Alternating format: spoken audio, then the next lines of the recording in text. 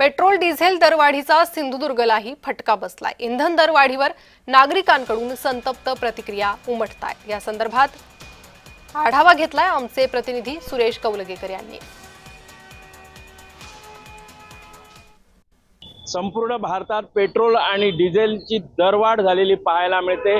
जवळजवळ 3 रुपयांनी पेट्रोल आणि डिझेलमध्ये दरवाढ झालेली पाहायला मिळते। मी कणकवली येथे आहे आणि बघितलं तर अशा पद्धतीने ज्या पेट्रोलला आणि डिझेलला ह्या लाईन ह्या पाहायला मिळतात। त्याचबरोबर काही एक दिवसापूर्वी CNG मध्येही दरवाढ झालेली पाहायला मिळतो आणि त्यामुळे मोठ्या प्रमाणात ज्या वाहनांच्या रांगा आहेत त्या पाहायला मिळतात। हे बघितलं तर सर्वसामान्य रिक्षा चालक आहेत त्यांना सुद्धा बघितलं तर ही मोठ्या प्रमाणे ही जी दरवाढीचा जो फटका आहे तो पाहायला मिळतो। अशा पद्धतीने CNG ला मोठ्या प्रमाणात लाईन मध्ये सध्या राहावं लागत आहे।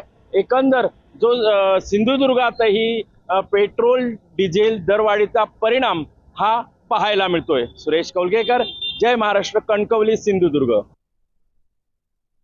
सामान्य जनतेला वेठीस धरलेलं आहे प्रत्येक गोष्ट। ह्या इलेक्ट्रिक गाड्या घेण्यासाठीच हे पेट्रोलची बंदी घातलेली सामान्य जनतेला समजून येत आहे। सगळ्यात महत्वाचं गोरगरीब जनतेचा शासन विचार करत नाही आहे।